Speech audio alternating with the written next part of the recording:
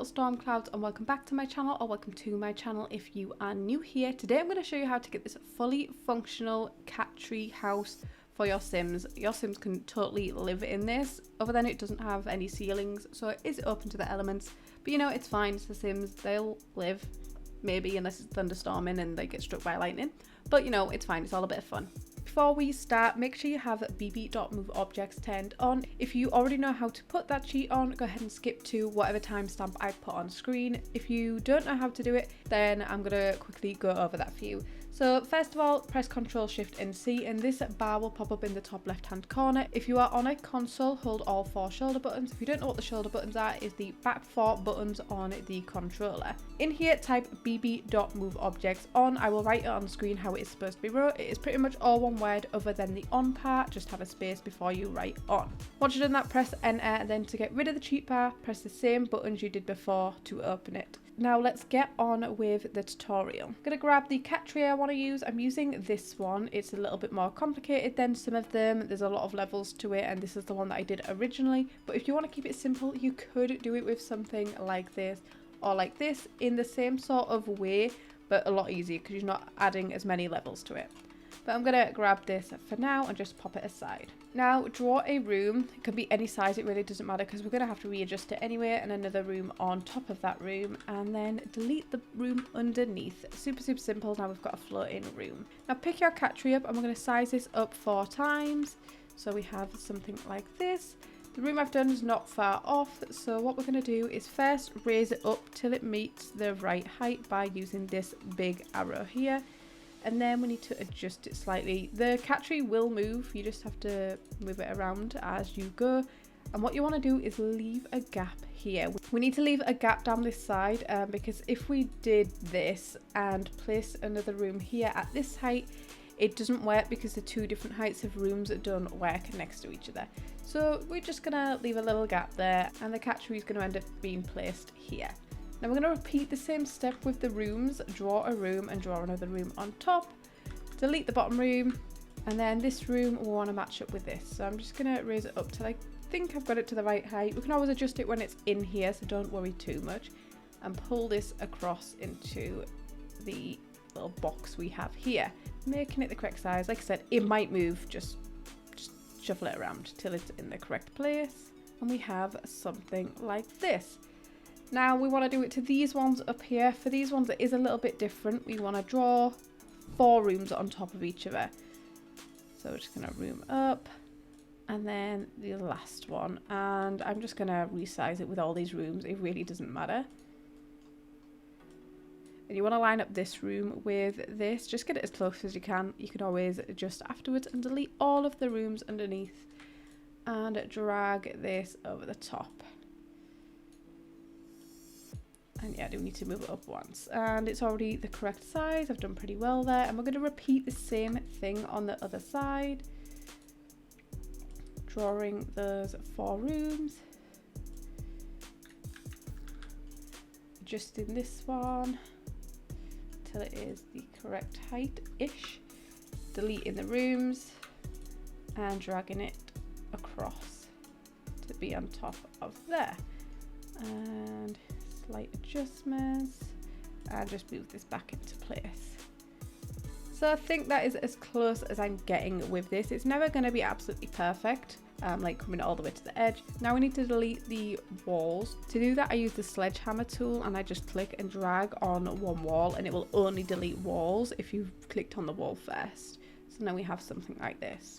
Make sure to page up till as far as you can go, because we want to get rid of these floating ceilings. To do that, click on them. When the yellow line pops up, click remove ceiling, and just repeat that on all of the ceilings. So technically these aren't undercover, so if it rains your sim will get wet unless they are under another room. So do bear that in mind, but this is just for a bit of fun. So you might be able to see some of the floors because you can't get into the exact right height. If you put them too low down, they'll be too far in here and your sim's legs will go through. So I just put carpet on here to try and match what's going on. It's never going to be exact, but like I said, it's a bit of fun, so I'm just going to place it. And even the ones you can't see, I'm placing the carpet there just so your Sims don't complain, because Sims like to complain. Now you need your Sim to be able to get from each room and up here, so we need to add some stairs. So So I'm holding control when I place this, because if you don't, it pops up like that. If you hold control, you'll get it in the correct place. And I'm just doing a double stair, so it looks like they walk up into this section here. I'm going to add another set of stairs going up. You can do it wherever you want. I'm just doing it here because I know I want my kitchen either side. And then to get to these platforms, I'm actually going to use ladders. If you don't know where the ladders are, if you go to the stairs section, and then just underneath we have ladders, and there is these base game ones, and we're just going to use those. And I'm going to hide them a little bit inside these like poles, and do the same with this one. Again, just rotating them so they're in the correct place, just there. Now you have those in place, it's just a case of decorating however you would like. So I'm going to place the kitchen on this little first place here. And you want to make sure you don't block off the ladders, so you need it at least half a tile away from the ladders.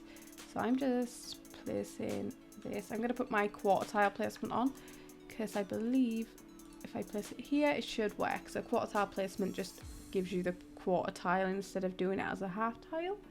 I'm going to add an oven and the hob in there, as well as a sink. You could add whatever else you want, but I'm just keeping it really basic for this tutorial. So we have a full kitchen there. Other than we do need a bin. For a bin, since this tile technically isn't usable because it's behind the stairs, if I place this bin here, this bin should be usable, but this isn't. It's just there because I wanted it to match the other side. So I'm going to do my living area in this little hole here. Starting off with a sofa. I'm just going to place that in the back. Make sure you're not blocking that ladder because it is hidden in here. So I'm putting it slightly to the right, just like that. And for the TV, I'm just going to grab a stand. I'm using one of these like console tables. I'm going to slightly rotate it so it's just on an angle because I don't want it fully covering this hole. I want you to be able to see in. And then I'm going to place a TV stud on top of there like that. So your Sims can now sit and watch TV. Up here I'm placing a bedroom. Sorry if the camera's bobbing, it's doing my head in too. So I'm going to grab a bed and place it over this side. The reason for that is obviously the ladders are here, so there's technically a little hole there. So you don't want it to be over the hole. And this hanging over the edge is quite good because it's technically in the right place when you put this over. It's right to the edge. Now obviously we need a bathroom. This bathroom is going to be open to the elements, so I'm going to place a bathtub right here because your Sims can still step out this way. And then I'm going to place a toilet, and I'm going to place it and just make sure there's a little bit of space here so your Sim can get up and around. And then a sink just next to that. But everything in here is fully functional. I will just show you everything working. If it's not functional, I had this issue of I was trying to get my Sim to come up here and she wouldn't. So I went into build mode, clicked on the cat tree, and then clicked and put it back down, and then it started working again. I don't know why it does this sometimes. It did it when I did my chicken coop as well. So let's see if she wants to go up there today. There we go. We can see she's cooking just fine. Let's get her to watch a movie. Yep. And she will just go into this little area here. Her feet are a little bit through the floor. I could have maybe raised that one up a little bit more, but it's not too much of a worry. Let's check she can nap. You can see she's going up the stairs and popping through and getting in the bed.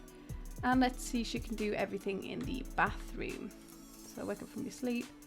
Sorry, she's getting a lot of exercise doing these ladders today. And you can see she can get up here just fine. Wash, she is a mermaid, so just ignore the fact that she's got a mermaid tail out. I'll show you she can use the toilet and the sink. There we go. So yeah, that is my fully functional cat tree house. And that is it for this video. If you enjoyed it, please give it a thumbs up. And if you haven't already, please subscribe, and I will see you in my next video. Bye.